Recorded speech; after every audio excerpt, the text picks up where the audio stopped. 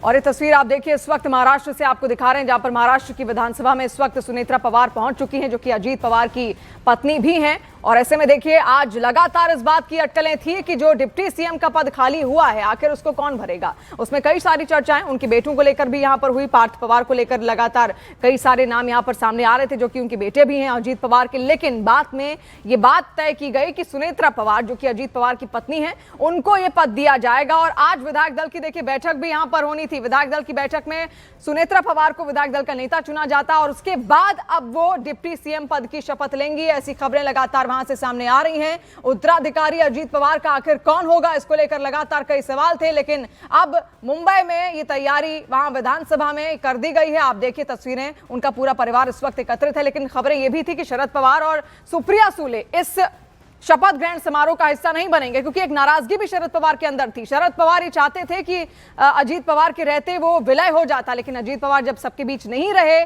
उसके बाद अब पार्टी के अंदर, एनसीपी के अंदर, अजीत पवार गुट के अंदर कुछ अलग ही तैयारी चल रही है। और शरद पवार का साफ कहना था कि कोई भी बातचीत यहां पर नहीं की गई उनसे डिप्टी सीएम पद को लेकर कि क्या सुनेत्रा पवार को ये पद लेना चाहिए या फिर नहीं लेना चाहिए। इसको लेकर कोई डिस्कशन परिवार के अंदर खाने बिल्कुल नहीं हुआ। यानी कि शरद पवार से, जो कि चाचा हैं, सुनेत्रा पवार के भी वो चाचा लगते हैं, अजीत पवार के भी वो चाचा थे, किसी भी तरीके से अब तक ये कोई बातचीत डिप्टी सीएम पद को लेकर नहीं हुई। और उसी को लेकर देखिए तनातनी भी अब लगातार हो रही है कि आखिर बातचीत क्यों नहीं हुई। क्या परिवार के अंदर सब कुछ अब भी ठीक है? लगातार परिवार ये दावे कर रहा था कि सब कुछ बिल्कुल ठीक है, ऐसा कुछ भी नहीं है। और अजीत पवार खुद भी ये चाहते थे कि शरद पवार के साथ एक बार फिर से उनका विलय हो जाए। इसका सबसे बड़ा जो एग्जाम्पल है, सबूत है, वो हाल ही में जो चुनाव यहाँ पर नगर पालिकाओं के हुए, महानगर पालिकाओं के हुए, उसमें कई सारे क्षेत्र ऐसे थे, पुणे, पिंपरी चिचवड़, जहां पर मिलकर एनसीपी और शरद पवार गुट की ओर से चुनाव लड़े गए थे। तब इससे अटकलें लग रही थी कि अब तो सब ठीक हो जाने वाला है। कई दौर की बैठकें भी यहां पर हुई, लगातार कई दौर की बैठकों पर चर्चाएं भी इसी बात को लेकर हुई कि अब आगे क्या करना है, क्या वाकई साथ आना है और फिर क्या किया जाए। और तब दोनों ने तैयार किया था, दोनों ने तय किया था। हमने वो तस्वीर भी आपको 17 जनवरी की दिखाई, जब एक बड़ी बैठक हुई थी और उसमें खुद अजीत पवार भी मौजूद थे, शरद पवार भी मौजूद थे। उससे पहले भी बहुत सारे डिस्कशन वहां पर हुए थे। लेकिन एनसीपी के अंदर भी आप देखिए दो धड़ यहां पर बन गए हैं। एक धड़ ये कह रहा है कि नहीं नहीं, शरद पवार के साथ वापस चले जाना चाहिए, और एक धड़ ये कह रहा है कि महायुति के साथ ही बने रहना चाहिए। ऐसे में बड़ी हलचल, सियासी हलचल इस वक्त हम आपको यहां पर दिखा रहे हैं किस तरीके से डिप्टी सीएम का पद महाराष्ट्र में अब चर्चा का विषय बन रहा है। कई मंत्रालय भी ऐसे थे जो अजीत पवार के पास थे, जिसमें कृषि एक मंत्रालय था, इसके अलावा वित्त मंत्रालय भी उनके पास था। लेकिन ये मंत्रालय अब किसके पास जाएंगे, ये भी अपने आप में एक बहुत बड़ा सवाल है। चलिए, डिप्टी सीएम पद अब धीरे धीरे स्पष्ट हो ही जाएगा। सुनेत्रा पवार जब शपथ ले लेंगी तो उनके पास तो ये पद चला जाएगा, लेकिन उसके बाद जो राज्यसभा सांसद हो रही हैं वहां का भी पद खाली होता हुआ यहां पर दिखेगा। फिर वो राज्यसभा सांसद का पद आकर किसे जाएगा, उसको लेकर पार्थ पवार का नाम सामने आ रहा है। पार्थ पवार जो कि अजीत पवार के बड़े बेटे हैं, राज्यसभा की सीट सुनेत्रा पवार क्योंकि डिप्टी सीएम बनेंगी तो सीट खाली हो जाएगी, तो पार्थ पवार को वो सीट यहां पर मिल सकती है। लेकिन देखिए, अब सुनेत्रा पवार को एक तरीके से यहां बारामती से चुनाव भी लड़ना होगा। अब जब वो चुनाव लड़ेंगी तो वही प्यार जो अजीत दादा को यहां पर मिलता आया, देखिए दादा की जो उपाधि है उनको ऐसे ही नहीं दी गई। वहां का बच्चा बच्चा बारामती का उनको जानता है, उनके काम को समझता है, सेवक के रूप में वहां पर उनको देखा जाता है, क्योंकि जनता से वो जुड़े हुए नेता थे, वहां के कण कण से वो जुड़े हुए नेता थे। कृषि के क्षेत्र में वहां के किसानों के लिए, वहां के ग्रामीणों के लिए बहुत सारे काम अजीत पवार की ओर से किए गए थे, और इसीलिए उनकी जो ताकत है वो बारामती में साफ देखने को मिलती है। और आपने देखा भी किस तरीके से जब उनके अंतिम संस्कार और अंतिम यात्रा यहां पर निकाली गई थी तो पूरा बारामती उनके लिए उठ खड़ा हुआ था। और इसीलिए अब वही पकड़ जो अजीत पवार अपने विधायकों के बीच में रखते थे, अपने समर्थकों के बीच में रखते थे, बारामती के बीच में रखते थे, महाराष्ट्र में रखते थे, राजनीति में रखते थे, क्या वही पकड़ सुनेत्रा पवार रख पाएंगी या फिर नहीं, ये भी अपने आप में एक बहुत बड़ा सवाल है। इसको भी लेकर कई सारी अटकलें यहां पर थी। लेकिन जो सियासी हलचल इस वक्त आप देख रहे हैं, आप देखिए अब इसमें एक तरीके से शरद पवार नाराज तो हैं, क्योंकि सीएम पद को लेकर, डिप्टी सीएम पद को लेकर कोई बातचीत उनसे नहीं की गई। और इसीलिए ये कहा जा रहा है कि सुप्रिया सुले जो कि बहन भी हैं अजीत पवार की, वो और शरद पवार जो कि अजीत पवार के चाचा हैं, वो बिल्कुल भी इस शपथ ग्रहण समारोह का हिस्सा नहीं बनेंगे।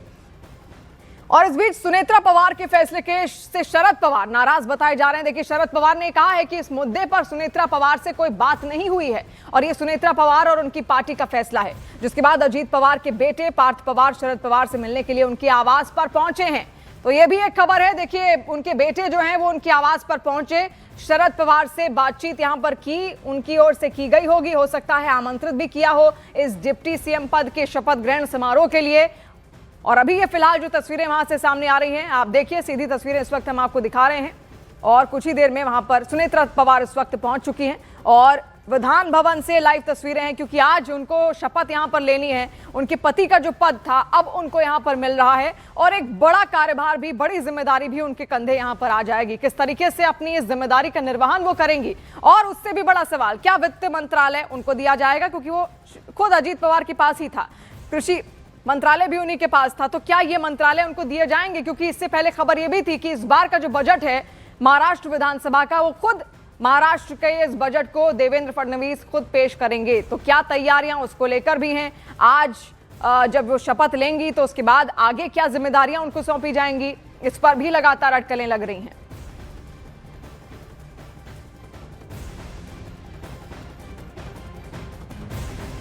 आज सुनेत्रा पवार शपथ लेने वाली है, क्या आपको इस बात की जानकारी है? नहीं,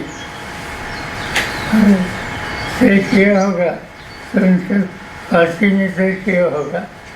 और जो अखबार में आया है, इससे लगता है कि पार्टी ने कुछ तय किया है, क्योंकि कुछ लोगों का नाम आया है, जैसे प्रफुल्ल पटेल, जैसे तस्करे, जो उन्होंने इनिशिएटिव लिया है। यानी इनके पार्टी ने इंटरनल कुछ न कुछ तय किया होगा। कल नरेश अरोड़ा की मीटिंग हुई थी सुनेत्रा पवार के घर, क्या नहीं, आप जो नाम लेते हैं मैं उनको जानता हूं। दोनों राष्ट्रवादी दलों का एक साथ आना अजीत पवार की इच्छा थी। शरद पवार ने स्पष्ट किया कि अजीत पवार की इच्छा पूरी हो, यही उनकी भी चाहत है। पवार के मुताबिक बीते 4 महीनों से दोनों पार्टियों के विलय को लेकर बातचीत चल रही थी और 12 तारीख को इसकी आधिकारिक घोषणा भी होनी थी।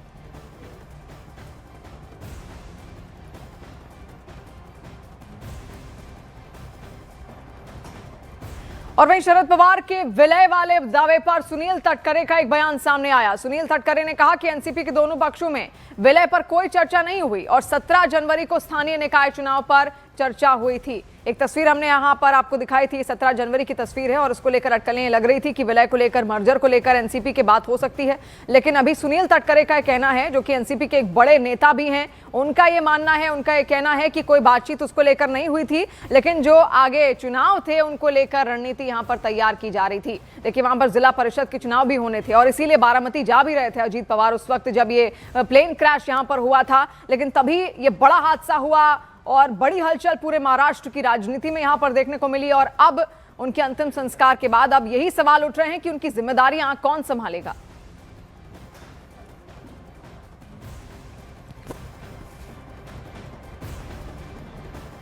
और ये सीधी तस्वीरें इस वक्त आप यहां पर देखिए, अजीत पवार को पुष्प अर्पित किए जा रहे हैं, उनको नमन किया जा रहा है, उनको यहां याद किया जा रहा है।